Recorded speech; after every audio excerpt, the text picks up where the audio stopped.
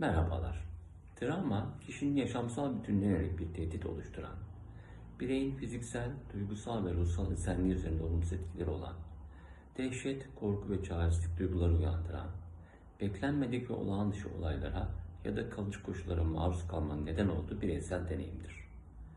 Kaza, fiziksel ya da cinsel saldırı veya tehdit, bir yakının ölümü, doğal afet, savaş, çocukluk dönemi, ihmal veya istismar gibi travmatik deneyimler hayat boyu sürebilecek yıkıcı ve zorlayıcı sonuçlara yol açabilir.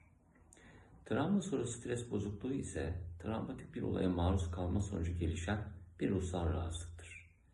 Belirtileri olayın geri dönüşler veya kabuslar aracılığıyla yeniden yaşantılanması, olayı hatırlatan durumlardan kaçınma, aşırı tetikte olma hali, fiziksel, ruhsal ve zihinsel değişiklikler şeklindedir.